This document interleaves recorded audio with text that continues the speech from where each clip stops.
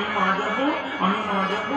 দেখবেন বাচ্চাদের জেদ কিন্তু এরকম, ও দাদু আমি মা যাবো, না দাদু ভাই মা যেতে নেই, মা যেতে নেই, ও দাদু আমি মা যাবো। দেখবে ছেলে, ও দাদু আমি মা যাবো, ও দাদু আমি মা যাবো। দেখবেন বাচ্চাদের এরকম দেখেছি আমরা, মা যাবো, মা যেতে নেই বললাম তো। আইলা কি সুন্দর পাখি, না আমি মা যাবো। আইলা একটা কি সুন্দর কি সুন্দর গরু বাছুর ছাগল ঘুরে বেড়াচ্ছি, ও দাদু আমি মা যাবো।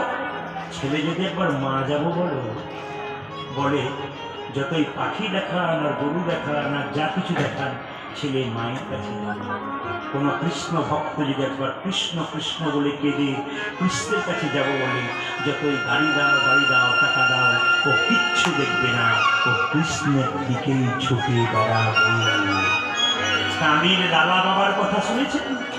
এইদিকে দেখ, কাঁদির লালা বাবার কথা শুনেছেন? এত টাকার মালিক বিচার করে যখন বাড়ি ফিরছে, একটা বাচ্চা মেয়ে, ধোপার মেয়ে, তার বাবা বলেছে, বাবা বাসনায় আগুন দেবে না? ওই বাসনা শুনে বলছে, এবার আমারও বাসনাতে আগুন দিতে।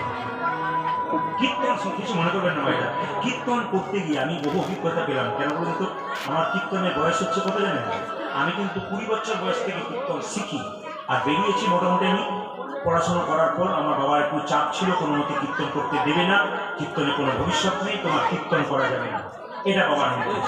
ভয়ে ভয়ে ছিলাম, তারপর আস্তে আস্তে বেরোলাম।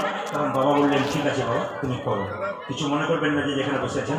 আমি দেখলাম বহু চোর ডাকাত মাতাল চরিত্রহীন বহু মানুষ তিলক নিয়েছে, মারা নিয়েছে, আস্তে আস্তে রাস্তাতে ফিরেছে। তারা অনেক অন্যায় করার পর জানতে পেরেছি সবই পাপ। আমি যা করছি এতদিন পর, এটাই কিন্তু পুণ্যের কাজ। জীবনে যার যত নোংরা আছে সব কিছুকে পেছনে ফেলে দিয়ে গোবিন্দের চরণে নিজেকে সুপে দিন, ভক্ত হয়ে যান, দেখবেন